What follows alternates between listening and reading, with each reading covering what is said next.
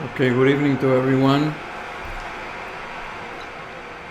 It's good to see so many people interested in the liturgy of the Yamim Nora'im. So we're going to explore together some of the most significant prayers of the Yamim Nora'im. Of course, all prayers are significant, but Yamim Nora'im, the high holidays, are characterized by the fact that we have certain prayers that do not appear on other days of the year. There are prayers that appear on every single day of the year. There are prayers that appear exclusively on Shabbat, or that are particular to some of the Chagim of Pesach, Shavuot, Sukkot. And then there are obviously prayers that are very specific to the high holidays. Insertions that we make during the Amida, for example, the recitation of Avinu Malkeinu, Unetane Tokef, and so on and so forth. And of course, in Yom Kippur, there are many prayers that pertain to specifically that day. And so we're going to look just in 3 sessions tonight. Next week, Felicia will be teaching, and then the following week, the two of us together. We're going to take a look at some of these prayers. Sometimes prayers that are beautiful, prayers that we recite with great deal of intention, but that sometimes the meaning is a little elusive, or sometimes it's challenging, because these prayers are old prayers written, composed, put together, compiled many centuries ago, and sometimes often our theology does not correspond to the theology of the ancients, and so we find ourselves that we want to pour ourselves or pour our hearts with these prayers, but sometimes we find here and there that we're unable to do so. We find barriers and impediments in the text, in the theology, in the language, in the gender, and all sorts of things like that, in the concepts. So we're going to look at some of these, and I want to focus tonight on the core of the Rosh Hashanah, the Amida of Rosh Hashanah. As you know, every Amida, whether it's weekday Shabbat, festival, Rosh Hashanah, Yom Kippur, any time of the year, all the Amidot are built the same way. There are 3 blessings in the beginning, always the same 3. 3 blessings in the end, always the same 3. What varies is what's in the middle. There are 3 and 3 that are the bookends of what's in the middle. During the week, there are 13 prayers, petitionary prayers in the middle. 13 plus 6, 19, right? Originally there were 12 plus 6, 18. That's why it's called the 18 benedictions, the Shmone Esrei. But 1 was added, and so we now have 19. 3 and 3 at the end, 13 in the middle. On Shabbat, all of those disappear in the middle. So you have 3 and 3 and 1 in the middle. And the same is true about the festivals. Except in the Amida of Musaf of Rosh Hashanah, not of Shacharit, but of Musaf, there are 3 in the beginning, 3 in the end, and 3 in the middle. And these 3 in the middle are very specific to Rosh Hashanah. They are not recited on any other occasion in the year. Only first day and second day of Rosh Hashanah, and that's it. And these are 3 blessings that are composed around these blessings, or before these blessings. Of each one of these 3, there is a composition that leads to that blessing. Okay, there's a composition. Number 1 concludes with a blessing. Composition number 2 concludes with a blessing. Composition number 3 concludes with a 3rd blessing. Okay? Now, before we go to the content, just a little bit about the structure. The structure of each one of these three is the same. There is an opening poem or piyut or specific liturgical composition. After that opening composition, which sets the theme of that particular blessing, there are 10 biblical verses. These biblical verses are, the first 3 come from the Torah, the next 3 come from the last section of the Bible called Ketuvim, the section that contains the Psalms, among other things, the Proverbs, and other books. That's 3 verses from there. 3 verses from the prophets, that's 9. 3 from Torah, 3 from the Ketuvim, from the writings, 3 from the prophets. 3, 3, 3, that's 9. And then the 10th verse is back to a verse from the Torah. On the same theme, okay? And then, after that, comes the blessing itself, which lands with Baruch Atah, and then specific blessing. And then it moves to the second theme, and then the third theme. That's the structure. After each blessing, particularly when we do the repetition of the Amida, and we go to these sections in the repetition of the Amida, after the end of each of these sections, there is the sounding of the shofar. Okay, you may remember that there are 2 moments in the service when the shofar is sounded. One is at the end of the Torah service, before the Torah is put away, after the reading of the Torah and the Haftarah. There is a sounding of the shofar that is a long list of sounds, right? In combination of different sounds. And then the Torah is put away, and then we go to Musaf. And then in Musaf, there is a silent Amida. And then when we conclude the silent Amida, we repeat the Amida out loud, we sing it. And when we come to the repetition of the Amida, and we come to these 3 sections, at the end of these sections, there is the sounding of the shofar again, for each one of these sections, shorter than the one that we did at the Torah service. Okay? So that's the structure. Now the content. So the content, the first section is called Malkhuyot. Malchut, Melech, is the word for king. So Malkhuyot is about sovereignty.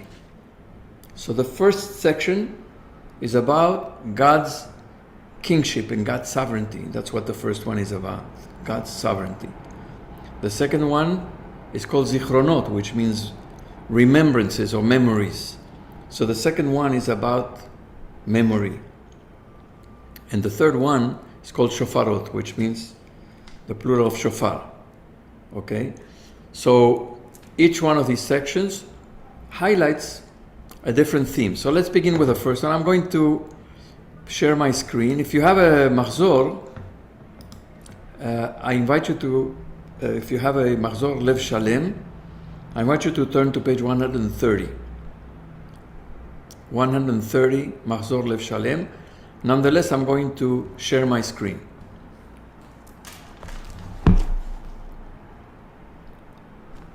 Okay, can you see there in the screen? Okay. And the first thing that the Malkhuyot begins with is a prayer that is very familiar to us. It's Aleinu. Aleinu L'Shabeach is a prayer that is very, very familiar to us because we recite it always at the end of each service, whether it's weekday, Shabbat, Chag. We always, whether it's Shacharit, Mincha, or Arvit, always the service ends with Aleinu. In the Ashkenazic tradition, it's right before the Morning's Kaddish. In the Sephardic tradition, it's the very end of the service, after Morning's Kaddish. It's the concluding prayer. But this prayer, originally, it's a very old prayer. We don't know exactly when when it was composed, but it's very old, maybe 3rd, 4th, 5th century. And this prayer calls us. By the way, this prayer was composed for this section of the service. It first appeared in this section of the service, and then from here, it made it into the daily service. But originally, it was inserted here in this section of the service called Malkhuyot. You see at the top it says Malkhuyot, God's sovereignty. So what does this prayer say? This prayer is an acknowledgement of God's kingship. In other words, of God's rulership of the world. And this whole section is about establishing or re-establishing God as the sovereign of the world, of the universe, and of our lives. And where does this come from? It comes from, and this is one of the big themes of Rosh Hashanah. The big theme of Rosh Hashanah is that we crown or recrown each year God as king. This is in ancient days. It happened that at this time of year, as the summer ended and people would launch themselves into a new year, this was the time when kings, earthly kings, I'm talking about flesh and blood kings in that part of the world, every year there was a recrowning of the king, almost like a rededication. There is a ceremony, right, for the Queen of England each year, where there's some sort of a ceremony by which her sovereignty is over her subjects is affirmed. This is an old practice that once a year the king was sort of recrowned in a sense. The king's authority or the queen's authority, but mostly it was kings. The king's authority was reaffirmed, and people would pledge their allegiance once again each year, and it was at this time of year. So the Jewish tradition, which places God above all kings, above all earthly kings, created this ritual or this tradition by which God is affirmed. One of the central things of Rosh Hashanah is re-establishing God's sovereignty in the world and in our lives. Why? Because throughout the year we stray from that notion, and we ascribe power and authority to all sorts of things, material things. We ascribe ultimate meaning and power to things, to possessions, or to individuals who end up ruling our lives, or to things that rule our lives, whether it's material things, whether it's the fact that our lives begin to revolve not around God and the values that emanate from God, but begin to revolve around, money, possessions, apartments, cars, vacations, or certain people that command our allegiance. And so once a year we need to recalibrate and reorient ourselves and place authority or sovereignty in our lives back to God. Now, this is a challenging concept because we don't have kings, and kings today are not as kings were. There are kings in the world today, and the King of Spain, the Queen of Holland, the Queen of England, and so on.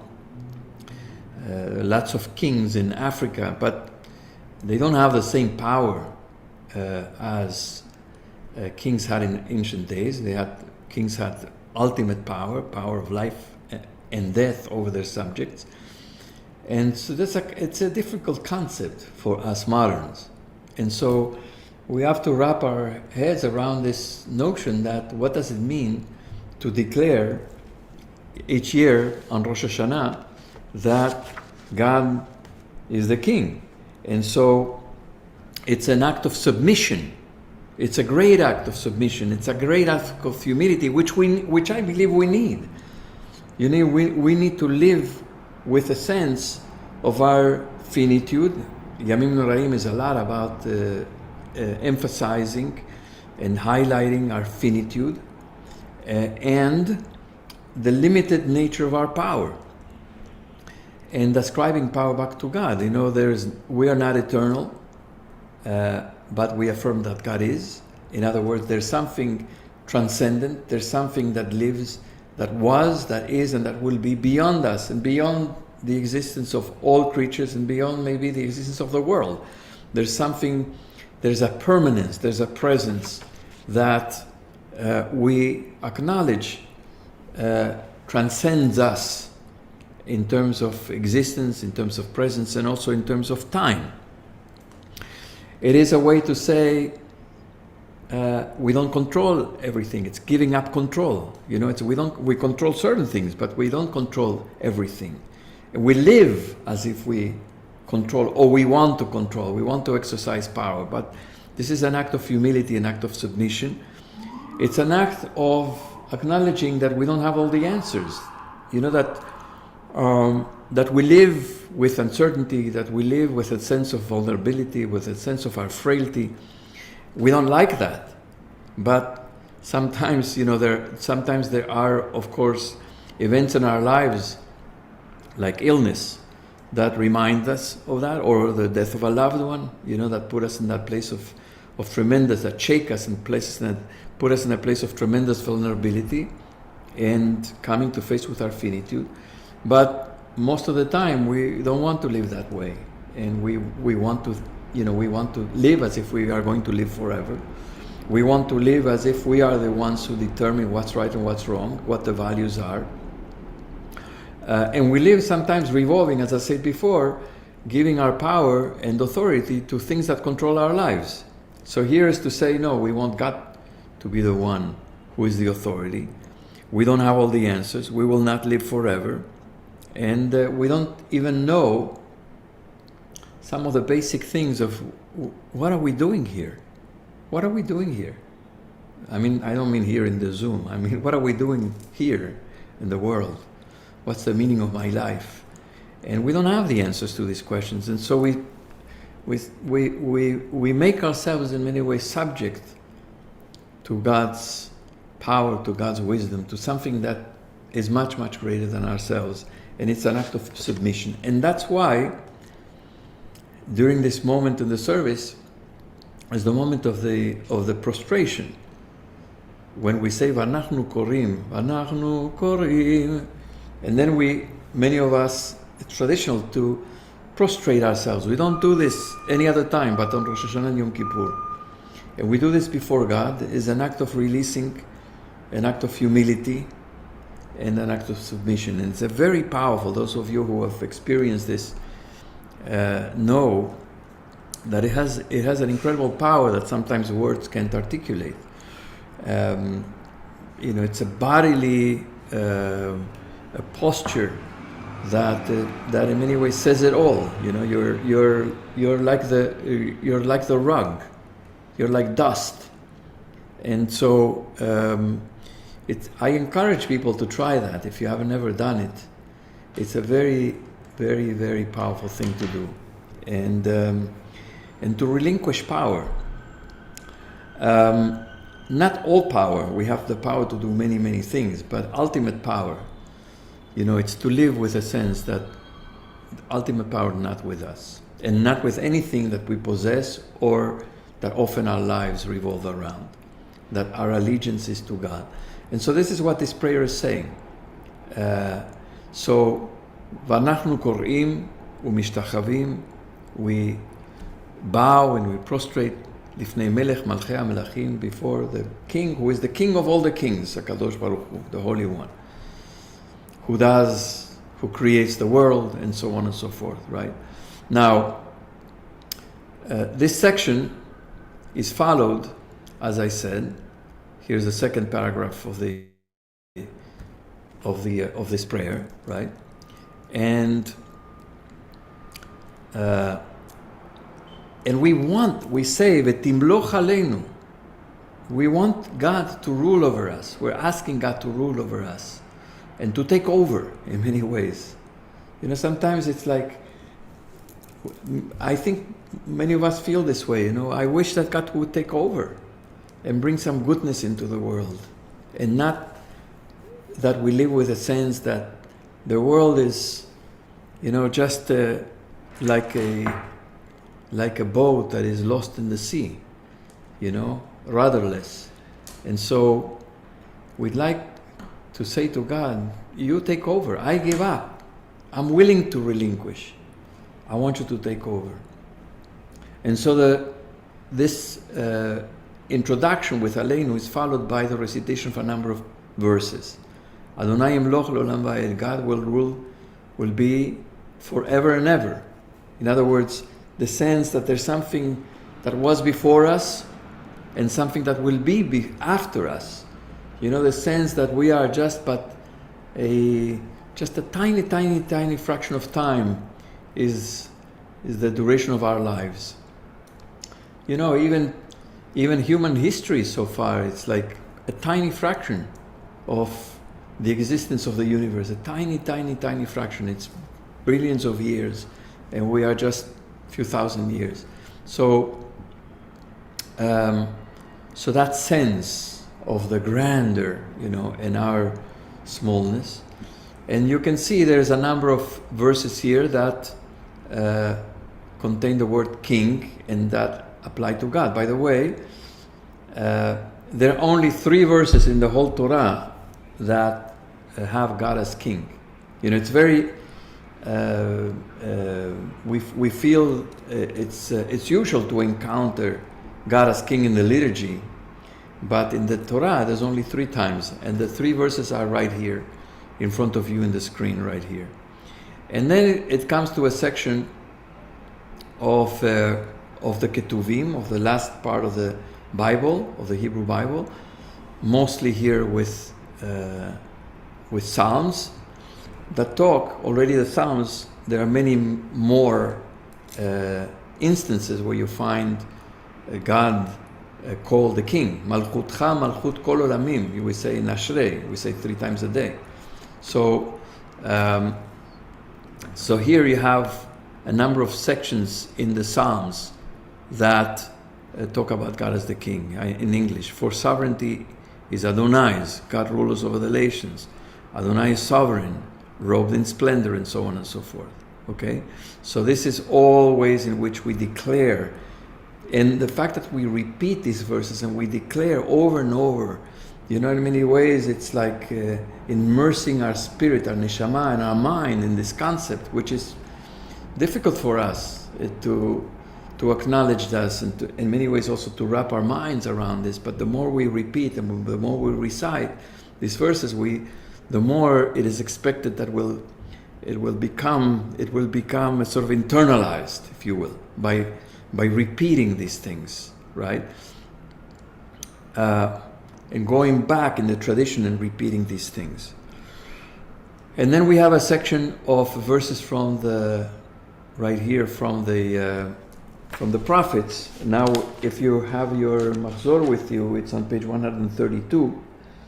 A number of verses, 3 verses from the prophets.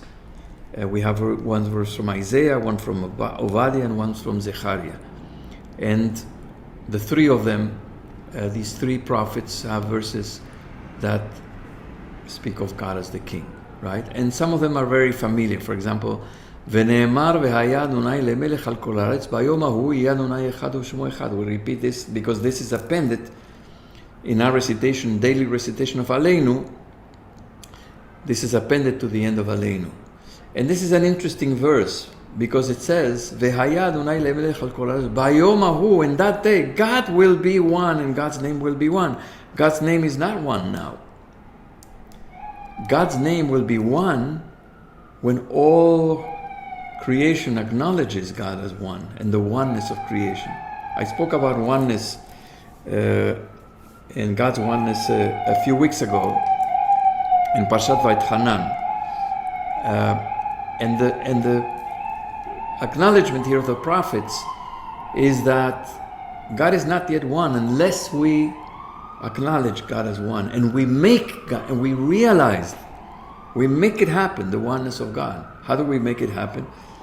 by viewing the oneness of all creation, the interconnectedness and the interdependence of all parts of creation, all human beings and all creation as being part of the one.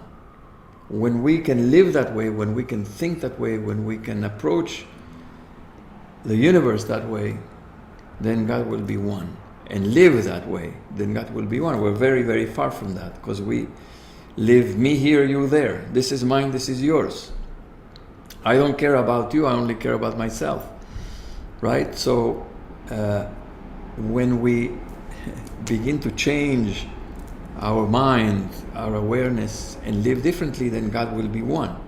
So it's an interesting thing. It seems almost blasphemous to say God is not one.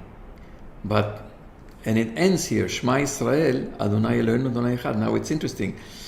Here's a note on the side. It says, this verse from the Torah does not use the word melech or king for God, but it's understood that God is the sovereign in this verse, because when we say the Shema, we are accepting God's sovereignty and we're accepting God's rulership. And then we come to this third paragraph, the last section. The first section is Aleinu, then the 10 verses, and then the blessing proper. And here we pray, Eloheinu v'le'avoteinu, God and God of our ancestors, Meloch al ha'olam kulo b'chvodecha. Please, we want you to rule over the world in your glory.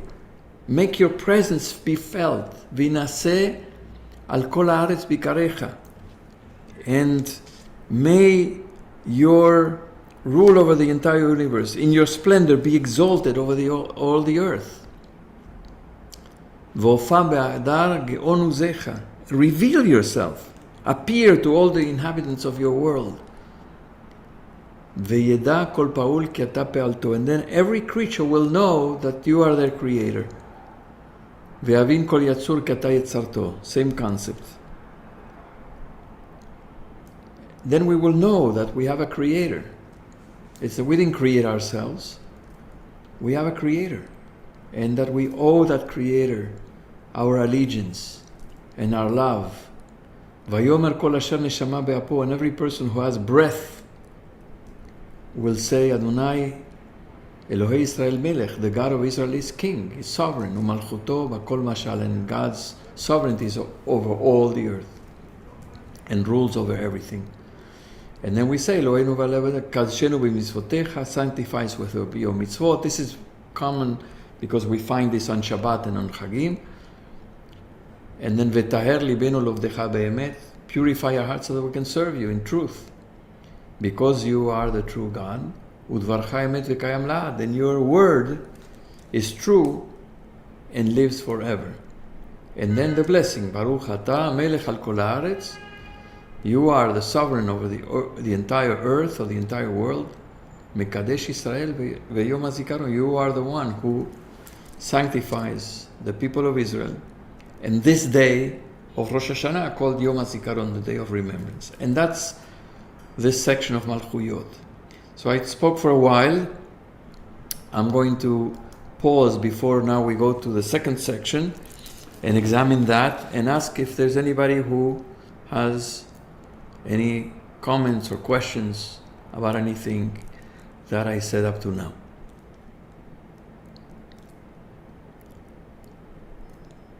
You're all very quiet.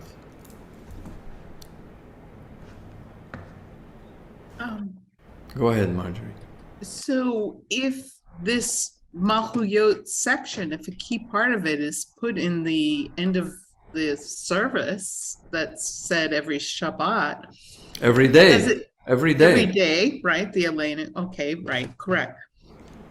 Does it diminish the importance of that key moment in Yom Kippur? I mean, in Rosh Hashanah. It's a very good question. What do you think it diminishes it?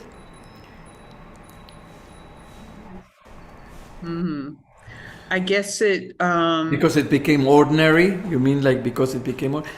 I think that where we are in the service, I'm telling you about my experience. I'm waiting for that moment. I'm waiting for the moment to make this declaration, to inhabit that space of submission and humility. I don't do that in the same way at the end of each service. I don't have the same, I'm not saying that I'm not saying it with kavanah, but I don't have the same, I'm not feeling on an ordinary day the same sense of awe that I feel on Rosh Hashanah. Also, by the way, this is also recited in Yom Kippur. Aleinu in the middle of the service in Musaf is also part of Yom Kippur. There are not 3 sections, but the Aleinu is placed on Yom Kippur in the liturgy also. But I say it in that moment of great awe. You know, when I'm surrounded by the whole liturgy, I'm already surrounded by the sound of the shofar, awakening to the fragility of my life, you know, asking God to remember us for life, to inscribe us in the book of life. All these things provoke in me a great sense of awe and of fear, you know, of awe in the sense of reverence in the front of the grandeur of God and God's creation, the transcendence and my finitude, but also a sense of fear, you know, the sense of, you know, what will happen to us, what will happen to the earth, what will happen to us, what will happen to my family, what will happen to my loved ones, happen to my community. I mean, like, you know, the uncertainty, in many ways the fear, you know, will we all be here, will we be healthy, will we have enough sustenance, and so on and so forth. So when I recite Aleinu from that place, is a little different for me than the ordinary day when I'm rushing to finish the service and just move on, you know, and go to work, you know, or end the day and go to have dinner, you know. So where it's placed, it acquires a certain magnitude that I don't think it has on weekdays. Marisa, you want to comment or ask? I do. You know, what's interesting to me is when we talked about the commonness of it, that it's something that we do every day. And so why does something we do every day have a magnificence to it in this moment? And I was also thinking, because we talked earlier in another class about this, about the Shema and how it's very common, and in many synagogues it's, you know, zipped through. And one of the things that I love so much about BJ is the beautiful way that you and the other rabbis interact with the congregation and draw it out so that we're all part of it, so that you can feel that sense of being at Sinai and hearing this pass through the crowd, echo through the crowd. Yeah. I think there's something magnificent about a moment in time where we do something that's common and everyday, but we elevate it, as you were saying, because of the nature of the moment. So I think that's one of the things as Jews that we do very, very well. So thank you for that. Thank you. Thank you. I want to add that the Aleinu at the end of the service basically is a call to Bayom Ahu Adonai Echad U'Shmo Echad. It's to realize God's oneness in the world, to realize God's sovereignty in the world. Letaken olam b'malchut Shaddai means to establish. We say Letaken olam b'malchut Shaddai. We establish God's sovereignty in the world. In other words, God, the values that we believe emanate from God. What God asks us to do, what God asks us to, in the way in which God asks us to live. So we have to establish this in the world. So we declare this at the end of the service as we move from prayer back to life.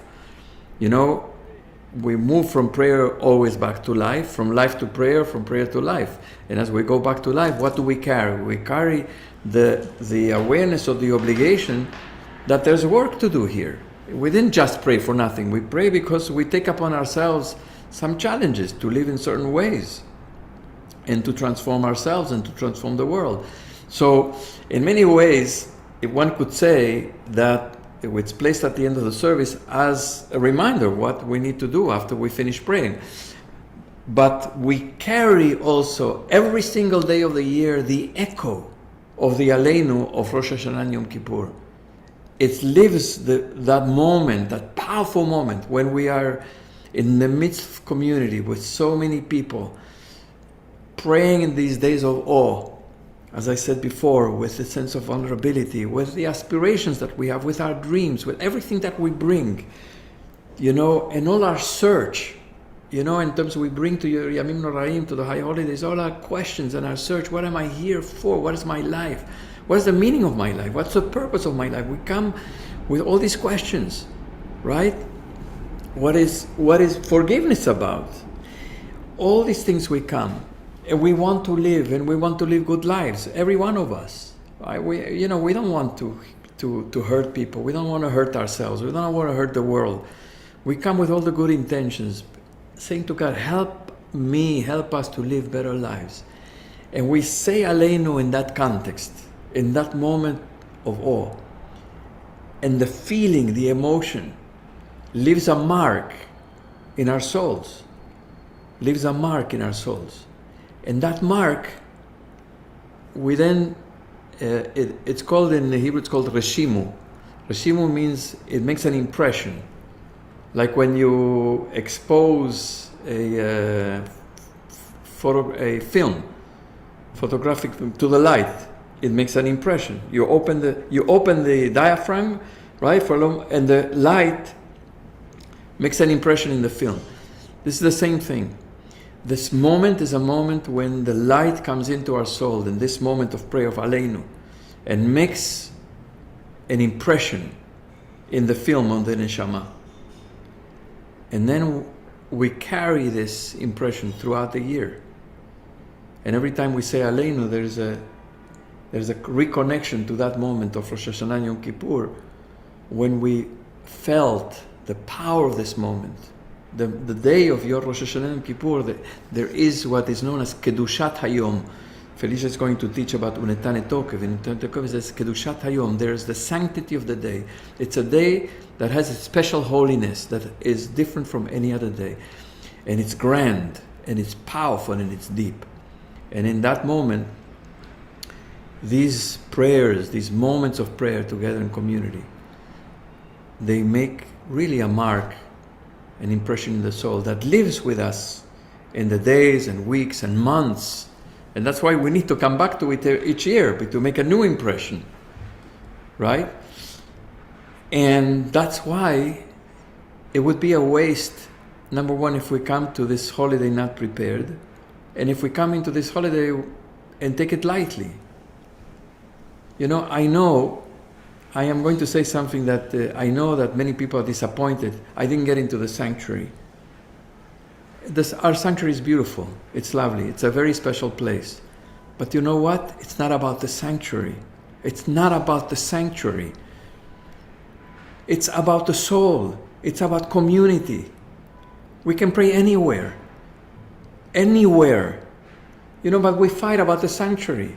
Think about it. I mean, I know, because I also want to be in the sanctuary, but it's crazy.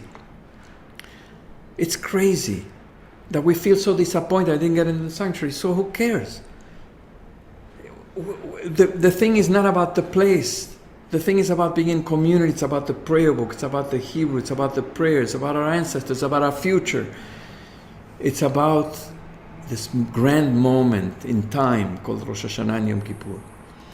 And that's what makes an impression. That's why we don't want to take it lightly. We want to take it seriously. We pray it with fervor. That's why in our community and many other communities, we're not unique in that sense. But we insist that we awaken, that we light the flame and make it warm. Make it warm in the soul, in the heart. Bring up the flame, bring up the fervor, and pray these things from that place of fervor. I have Amy and Bob, and then we're going to move to the other two sections. Okay, we want to finish by 8:30. Okay. Thank you, Roly. I'll be very brief. Thank you for your brilliant, clear elaboration of what we will be doing and why. I just want to say, as I listen to you, I hear the freedom that you give us not to be tested for dogmatic belief or judgment of what we know, but rather to judge ourselves by our actions, not by what we say we know. Yes. It's a gift of modesty and a gift of not knowing, which I think is not only to the point, but actually life-giving. And I want to thank you for bringing it forward that way. Thank you, thank you, thank you, Bob. So I'm going to move now into the next section. So I'm going to put it up back in the screen, and we are now to the section Zichronot. Okay, that's the next section here, Zichronot. Okay, so Zichronot is about memory. Now you now know that one of the central themes of the entire Rosh Hashanah holiday is God's sovereignty. That's central. God's sovereignty, recrowning God. I mean, of course, we anthropomorphize because we're human. We can't think in other ways. I mean, we try to think abstractly, but it's very, very complicated, very difficult. So we need to use human terms and human categories and apply them to God. It's not that we believe that God is a king sitting on a throne somewhere in heaven. We don't believe that. But we believe that the world has a power and a transcendence from which emanate truth, from which emanate justice, from which emanate the possibility of love and peace and creativity and all these things. And so we call that God, and we say we want that to rule, not ourselves, not our pettiness, not our smallness. So this is one of the big themes, is kingship. The second one is memory, because in the Torah, Rosh Hashanah is called Yom HaZikaron, the day of remembrance. Okay, what does it mean, the day of remembrance? Well, it means the day in which we remember. It also means the day in which God remembers. What does God remember? Well, God remembers us, remembers our lives. It's like God pays attention to us. Remembrance is not just about the past. Remembrance is about noticing somebody, right? Remembrance is not, I remember something in the past. When I'm remembering something, I am reliving that in the present. You know what I'm saying? If I remember somebody that I love, and I am remembering that person, I'm living that person in that moment. It's present. So that God remembers means we become present to God. Okay? Zichronot is we and the world, we know that we are present in God's mind, so to speak. You know, God doesn't have a mind in that sense, but that's the only way we can speak. We become present. We are remembered. We count. This is what it means, Yom HaZikaron. Now, by the way, also often in the Jewish sort of language, in Jewish thinking, remembrance is also judgment, by the way, because the day of Rosh Hashanah is Yom Hadin, is the day of judgment. We are judged. The world is judged, and each one of us is judged. Meaning what? Does it mean that God is a judge that is, remembering everything that we did and so on and so forth, and decreeing? That's what Unetane Tokef. That's next week's session. Do we believe literally? I'm not sure. It's problematic. But what does it mean? It means that when we remember, also we discriminate. We are judging, okay? And so this is a day of my life counts. I'm remembered. God says, I know you. I remember you. You count. You matter. And you're accountable. I'm judging you. You're accountable for your actions.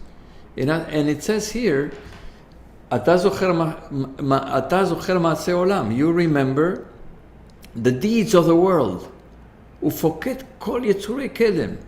And you are mindful of your creatures since the beginning of time. Meaning, it's like there's a huge archive where everything that is ever been done and will be ever done is recorded in that place. There is a memory, like a mega huge memory. God is a huge memory of everything. Nothing gets lost, which is a very scary concept. We may forget, God doesn't forget. Now, good things and also bad things, in the sense that everything that we do has an effect, and we are accountable for everything that we do. It's a scary concept, but that means we have to live with accountability, right? I mean, we have to live and be responsible, because the things that we do count, and the things that we did that are not good things and we did by mistake, then we have to repent for. So that next to a mistake or a transgression, inadvertently, or that we did deliberately, we have to, in many ways, rectify it. Now, we can't go back and do rewind and rectify what we've done, but we can ask for forgiveness. We can say, I am responsible for that. I'm accountable for that. I take hold of that. I regret what I've done, and I will not do it again when the same situation reproduces itself in the future. In other words, I become responsible for my action. That's what it means, that everything is remembered. And each person is important. Each person is seen by God. Every person counts, and every person is responsible for their actions. And that's exactly what this thing here means, right? Now, some people say, my life doesn't count. Who am I? Well, your life does count, and you are God's creature, and you count, and you matter, and that's important. Am I being noticed? Yes, you're being noticed. Your life is important to God, and your life should be important to you. And so you have to take yourself seriously.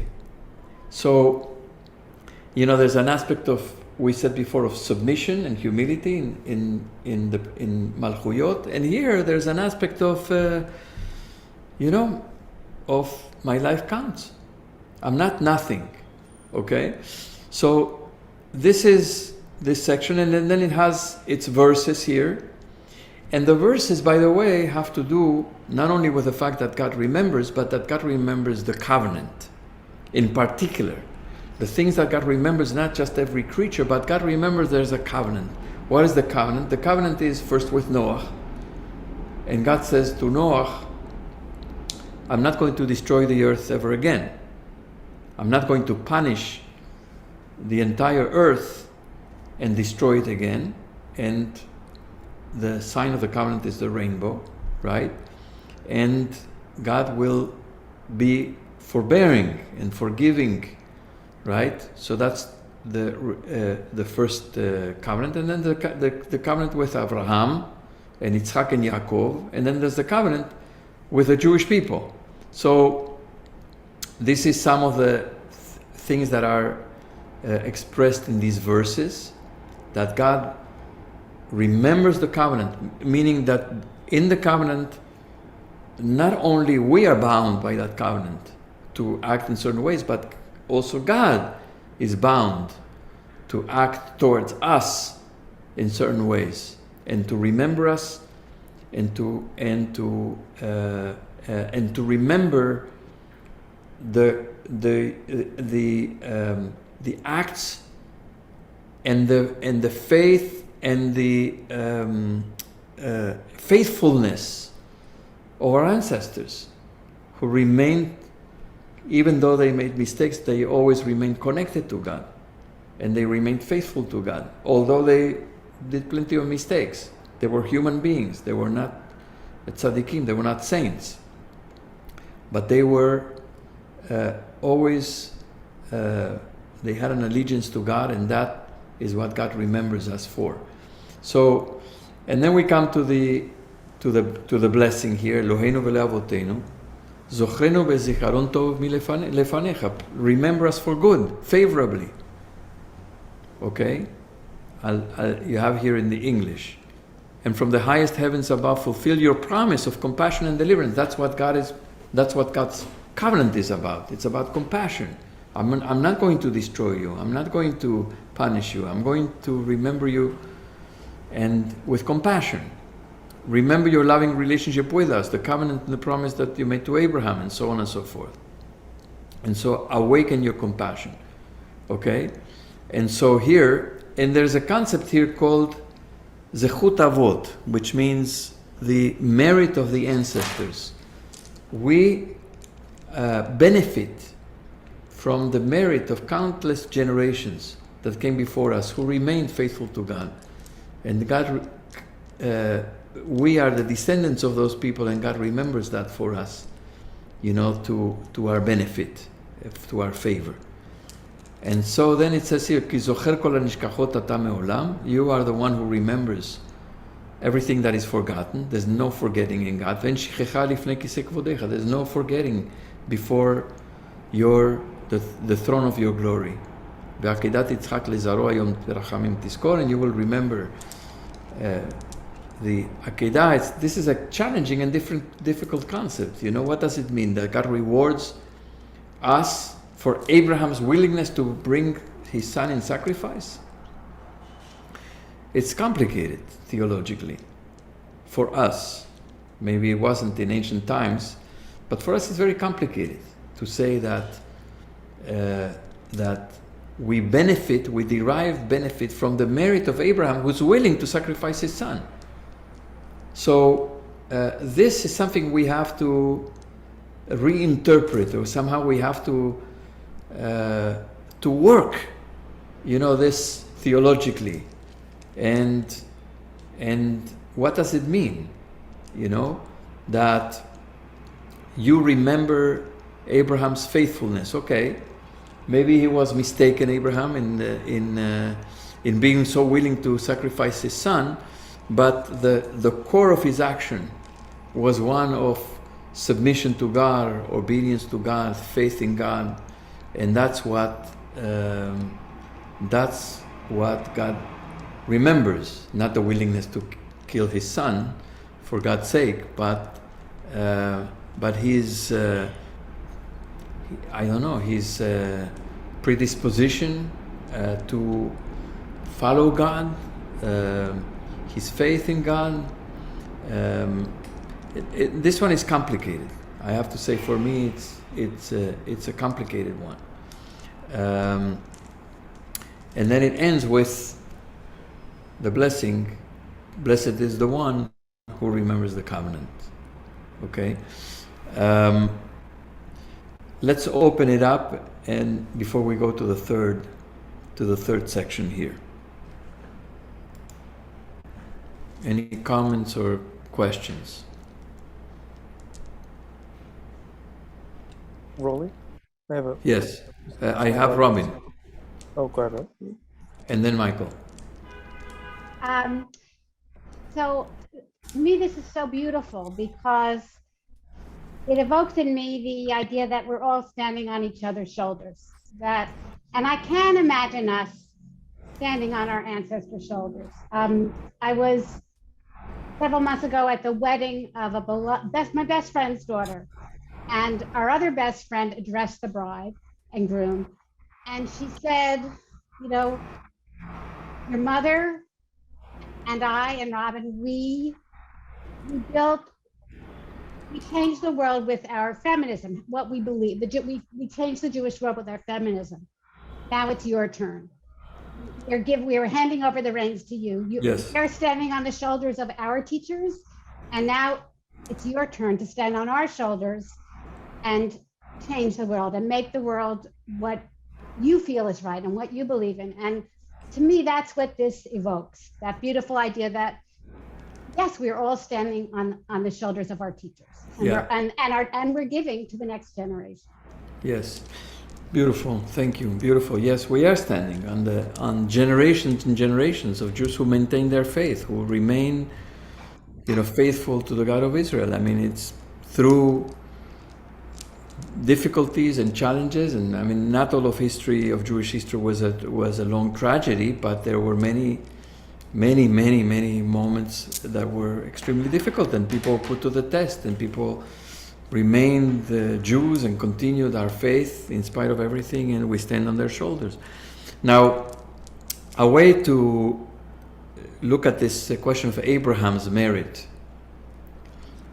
It's true that Abraham was willing in the beginning to bring his son as a sacrifice, but he also was willing to listen to the angel and not get carried away by his faith, by his obedience, right? Not get carried away by his determination, his initial determination to obey God's commandment to sacrifice his son, but he was willing to listen to the angel that says, no, hold back.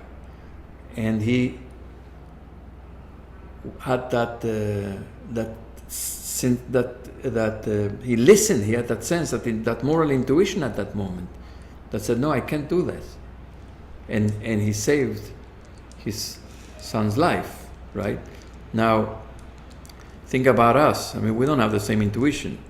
We send plenty of young people to die all the time, right? In wars, in many ways, we send young people to die. We don't have that intuition to say, no, I can't do this, right? So the merit of Abraham is also his ability to hear God's voice the second time and say, maybe I misunderstood the first time. I have a Pam. Yes, and to I'm build sorry, on Michael. that- Michael was before you, I'm and sorry. I forgot. Michael, go ahead. And then, Well, yeah, just curious, this section says to remember the Akedah, to remember the binding of Isaac. But is it asking us to remember Abraham's actions, or is it actually calling no, us? it's asking God to remember. It's asking God to Right. say, look, we may not be so faithful, but our ancestor, our father, our patriarch, he was, do it for his sake, not for ours. But remember that he was faithful to you, and we are his descendants. Pam? To build on some of your comments, I see it, and maybe it's my attempt to reconcile that very difficult passage of the Akedah too, but as the tension and the transition from a pagan child sacrificing religion to a monotheistic life affirming Yes, religion. So I think that that's what I see in that passage. definitely. Yes. Helene, and then I'm going to move on to the third section. Okay. Okay, I'm going to move to the third section. Can I just, Yes, Helene. thank you. So you said several times throughout your presentation, this is hard for us as moderns, or Yes. this is challenging. And so besides understanding the content and the organization, so when we come up against what's challenging, or we come up against what is hard for us to abide by, what then? I didn't hear the end. So what do we do? Like, we're in So the we come up church. against it. So some of the things we can't take. So we have to just leave them there, and they belong to a different period, and we can't midrashize them. We can't give them new meaning, and we just leave them there. And there are other pieces where we have to make the effort to make it relevant, to see what's at the essence of these. Maybe it's a language that the language has a barrier, the concept has a barrier that I can't cross in order to be able to approach it. But what changes what's the essence? Maybe there's something in the essence. Maybe it's expressing concepts that are difficult for me to assimilate, but forget about the form and let's see what's at the essence of this. And maybe there's something there that I can uncover that will be meaningful, right? So just like the concept of king, I mean, king is not a meaningful concept for us. But if you go to the essence of what king represents, you know, the power, the transcendence, the authority, and so on and so forth, then maybe we can begin to reformulate this concept in ways that we can relate to them. Okay? So I want to go to the third section and final section, which is the section of Shofarot. Shofarot, I don't have to translate, it's the plural of shofar.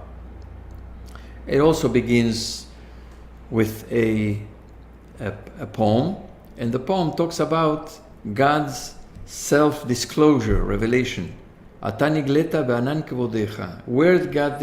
Where did this happen? It happened at Mount Sinai, that God disclosed God's presence before the people. That was God's self-revelation. Before, God had revealed God's self to individuals before, to Abraham, and so on and so forth, to Moshe, but now to the entire people. And God, how is it described in the biblical scene of Mount Sinai? God came in a cloud, and there was fire, and so on and so forth. And also there was the sound of the shofar, remember? So the shofar is associated with God's revelation, with God's disclosure. The sound of the shofar is about uncovering something. It's about uncovering God's presence. Okay, so that's one of the uses of the shofar in this section, and in some of these verses, right, that refer to that moment at Sinai. And then it is also used in the prophetic literature to talk about the shofar that will be sounded at the time of the redemption, right, in the future. The shofar that wasn't only sounded in the time of Sinai, in God's revelation at Sinai, but also is anticipated to be sounded at the time of the redemption. And therefore, the shofar is in history, in the beginning of the journey of the Jewish people as a people back at Sinai. That's when we came together and constituted ourselves as a people and became attached to God as a nation, received the Torah at Sinai, which defines us as Jews, at the beginning of our journey, and the shofar will be sounded at the end of the journey. So the shofar is the joining of these two moments in history, our beginning, our past, our beginnings, and the end of the journey that happens with the redemption of humanity, right? So when we hear the shofar today, when we hear the shofar and we invoke the shofar and we hear the shofar on Rosh Hashanah, in the present, in fact, what we're doing is we're connecting this entire journey. We're connecting the past to the present and the future. In other words, we're saying we are in the present, but we have a past. We have a journey. The present is part of the journey that began a long time ago. We are the continuity of that journey. But we're not the end. We are a moment in time that is the connector. The present is the connector between that past, that obviously where God was present in our lives for the first time and marked us and commanded us and set us on our journey as Jews, that moment, and the connector with the future.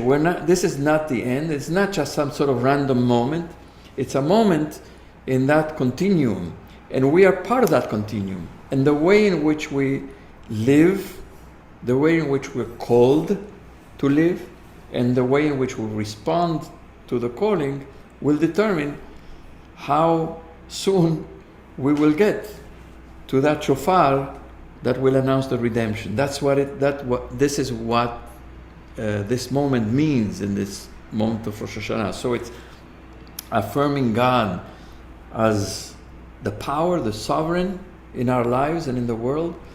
It's saying Zikhronot, every person counts, every single person is remembered, every person has a place, every action counts, we are responsible. And then we are in a moment of time that joins the God's revelation in the beginning of our history as a people to God's disclosure at the end, when God will come to announce that humanity is redeemed. And I am part of that journey. So in the measure that I acknowledge and I show my faith, my allegiance to God, and I let God be the power in my life, in the measure that I see myself and the value of my life and the value of my actions, in that measure will I be able to then participate in bringing about hopefully the redemption of the world. So the moment of the shofar is a calling. It's a calling to awaken to our responsibility, to how I should live. You know, Rosh Hashanah, Yom Hadin, the day in which we are now being judged or judging ourselves. How am I advancing the redemption of the world? Not just my own life, not just my own little life, but how am I participating in making the world a world that God desires to see, right? So all these verses are about the future redemption, right? The sounding of the shofar in the future. Okay, we had the shofar in the past, now the shofar in the future, and then we come to the blessing. You see, it says, God of God says, sound the great shofar proclaiming our freedom. That's in the future. We're not free yet. Raise up the banner signaling the ingathering of our exiles, so everybody will go home. It doesn't just mean that Jews will go to Israel. It means that we will no longer be in spiritual exile. We will no longer feel alienated in the world. We will feel at home. We'll feel at home with each other. We'll feel at home with the people who are now our enemies. We'll be at home. We'll be at home in the world. We won't feel like we're strangers, in a strange place. We will feel the earth is our home. Israel is our home. Whatever. I mean, like places where we feel we've been separated or cut off from. Everything will be restored. There will be no more spiritual exile. Draw near those scattered amidst the nations, and from the ends of the earth assemble are dispersed. Of course, this is from a time when the Jewish people we are dispersed now, but most Jews live with the ability to move freely in the world. That was not the case before.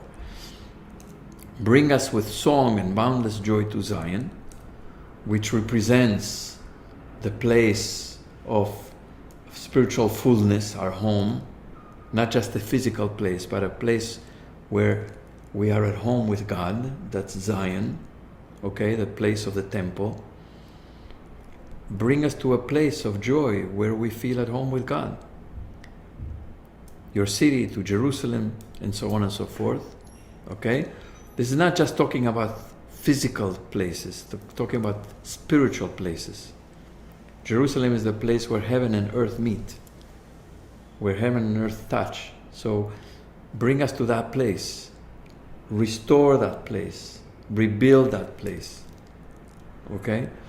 Jerusalem is envisioned to be a place of peace, Ir Shalom, right? So help build that place of peace, and so on and so forth, okay? And then, for you hear the sound of the shofar and attend to its splintered call. You are beyond compare, Baruch Atah, who listens with compassion to the sounds of the splintered call of your people Israel. In other words, we are still, Truah means broken. We are broken. We're broken. But you God, hear our brokenness. And you will bring us to fullness. The Kiyah is full. Truah is broken, the Kiyah is full. it will bring us to fullness. So this is all the stuff that